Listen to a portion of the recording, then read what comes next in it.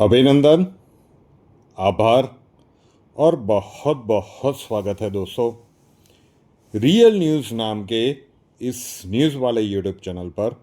और मैं हूं आप सबका अपना रुपेन आर शाह। संसद में ऑपरेशन सिंदूर के ऊपर चर्चाएं चल रही है।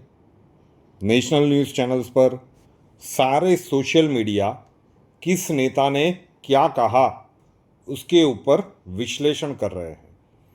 लेकिन उसी के संदर्भ में एक खबर ऐसी आई है कि जो हर किसी के लिए जानना ज़रूरी है। हमारे यहाँ पे एक कहावत है कि अहंकार तो राजा रावण का भी नहीं रहा था, तो आप किस खेत की मूली हो। और यही कहावत आज अमेरिका के ऊपर फिट बैठती हुई नज़र आ रही है। तो चलिए जानते हैं कि क्या कुछ घटित हुआ है जिसके ऊपर ये वीडियो बनाया गया है। बहुत ही इंटरेस्टिंग और इन्फॉर्मेटिव खबर है।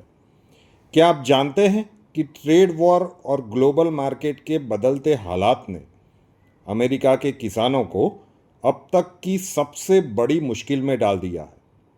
खेतों में तैयार फसलें वहीं पे सड़ रही है क्योंकि इंटरनेशनल खरीदार अब किसी और देश की तरफ रुख कर चुके हैं। जो अमेरिका कभी दुनिया को अनाज बेचता था, अब वहीं के किसान अपनी फसल को बेचने के लिए तरस रहे हैं। साउथ फ्लोरिडा की खेती इस पूरे संकट की एक साफ तस्वीर प्रदर्शित करती है। यहाँ के किसान कह रहे हैं कि उनकी सब्जियाँ खेतों में ही खराब हो रही है और इसकी वजह है ट्रेड वॉर, सख्त इमिग्रेशन पॉलिसी। ये दो रीज़न है। जहां पहले इन फसलों को आसानी से कनाडा के अंदर एक्सपोर्ट किया जाता था, अब उन पर करीब 25% का टैक्स लग चुका है। दूसरी तरफ मैक्सिको से आने वाले टमाटर भी खुले तौर पे बाजार में बिक रहे हैं, जिससे फ्लोरिडा के किसानों की कमाई और भी ज़्यादा घट गई है। सबसे बड़ा झटका इन्हें लेबर की कमी से लगा है। इमिग्रेशन कानून की वजह से अब बहुत से माइग्रेंट वर्कर खेती वाले इलाकों में जाने से डरते हैं। परिणाम, खेतों में फसलें तैयार है लेकिन उन्हें काटने वाला कोई नहीं है। कई राज्यों में फसलें रातों रात खराब हो रही है। एक समय था जब अमेरिका को दुनिया का अन्नदाता भी कहा जाता था, लेकिन आज हालात ऐसे हैं कि उसके अपने किसान ही सबसे बड़ी मुश्किल में है। एक समय था जब अमेरिका की गेहूं इंडस्ट्री पूरी दुनिया पर राज करती थी, लेकिन अब हालात ऐसे हैं कि उसकी मार्केट वैल्यू गिरती जा रही है। सिर्फ 20 साल पहले जो देश वर्ल्ड एक्सपोर्ट का करीब 26% संभालता था, आज उसकी हिस्सेदारी सिर्फ 11% रह गई है। कभी यह आंकड़े करीब 44% तक भी पहुंचे थे। और अब वही अमेरिका ग्लोबल गेहूं मार्केट में पिछड़ता जा रहा है। लेकिन ये सिर्फ एक कंपटीशन की बात नहीं है, यह एक बड़े भरोसे के टूटने की सच्ची कहानी है। एशियाई देशों ने, जो कभी अमेरिका से गेहूं खरीदने पर निर्भर रहते थे, अब दूसरी राह पकड़ना शुरू कर दिया है। साउथ कोरिया अब रूस और ईस्टर्न यूरोप से गेहूं के कॉन्ट्रैक्ट साइन कर रहे हैं, जबकि फिलीपींस 30 साल के रिश्ते को तोड़कर अब ऑस्ट्रेलिया को गेहूं के लिए उसने चुना है। दोस्तों, ये गिरावट दो वजह से और भी ज़्यादा खतरनाक हो चुकी है। एक तो ट्रेड वॉर की वजह से, और दूसरे देशों ने टैरिफ बढ़ा दिए हैं उसकी वजह से। और एक कारण इमिग्रेशन पर सख्ती की वजह को भी माना जा रहा है। उसी के कारण खेतों में काम करने वाले वर्कर सब गायब हो चुके हैं। इस डबल प्रेशर ने अमेरिकी किसानों को बिल्कुल अकेला छोड़ दिया है। लोकल रिपोर्ट्स ये भी कहती है कि साउथ फ्लोरिडा के किसान अब खुलेआम कह रहे हैं कि जब हालात कंट्रोल से बाहर है, तब हमारे खेतों में फसल सड़ रही है। और उन किसानों के नज़रिए से इसका जिम्मेदार ट्रेड वॉर, इमिग्रेशन पॉलिसी को ही वो मानते हैं। जो चाइना कभी अमेरिका से सबसे ज़्यादा अनाज खरीदता था, अब वही उसका सबसे बड़ा मुकाबला बन चुका है।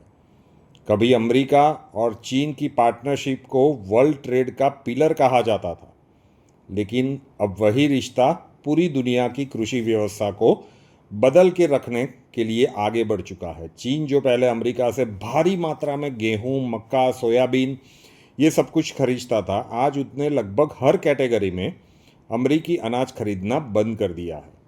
और यह कोई अचानक लिया हुआ फैसला नहीं था। इसकी शुरुआत हुई थी कुछ साल पहले, जब अमेरिका ने चीन पर पहली बार ट्रेड टैरिफ लगाए थे। जवाब में चीन ने अमेरिकी एग्रीकल्चर प्रोडक्ट को खरीदने पर रोक लगा दी थी। परिणाम ये हुआ कि अमेरिकी एक्सपोर्ट में करीब 53% तक की भारी गिरावट आई। अब आप सोचिए, दुनिया में जितनी सोयाबीन बिकती है उसमें से करीब 60% अकेले चीन खरीदता है। गेहूं और मक्का भी करीब 35% हिस्सा चीन ही खरीदता है। ऐसे में इतना बड़ा खरीदार अगर मार्केट से हट जाए तो वो झटका सिर्फ एक देश को नहीं बल्कि पूरी supply chain, processing unit, trade route को हिला के रख देता है। यह बदलाव सिर्फ नंबरों तक सीमित नहीं है, यह भरोसे के टूटने की कहानी भी है। अमेरिका जो फूड सुपर पावर कहलाता था, अब उस भूमिका के लिए संघर्ष कर रहा है। खेत वही है, टेक्नोलॉजी भी वही है, किसान भी वही है, लेकिन अब सबसे बड़ा ग्राहक गायब है। इसका एक असर ये भी है कि अब सस्ते दामों पर वही अनाज एशिया के छोटे देशों की ओर शिफ्ट हो रहा है। वियतनाम, थाईलैंड, मलेशिया जैसे देश अब अमेरिका से सप्लाई तो ले रहे हैं, लेकिन इसकी कीमत काफ़ी कम हो चुकी है। इससे किसानों की इनकम पर सीधा असर पड़ रहा है।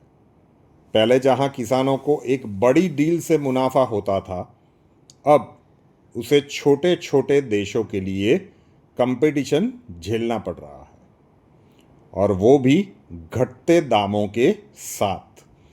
दूसरी तरफ चीन ने भी अपनी स्ट्रेटजी बदल ली है। अब वो रूस, ब्राज़ील, अफ्रीका जैसे देशों से गेहूं और सोयाबीन खरीदने लगा है। वह अपने फार्मिंग नेटवर्क को और भी मजबूत कर रहा है, ताकि लंबे समय तक उसे अमेरिका पर निर्भर न रहना पड़े। वहीं एक खास बात ये भी है कि एक समय अमेरिका दुनिया को अनाज सप्लाई करता था, लेकिन आज भारत भी उस खाली जगह को तेजी से भर रहा है।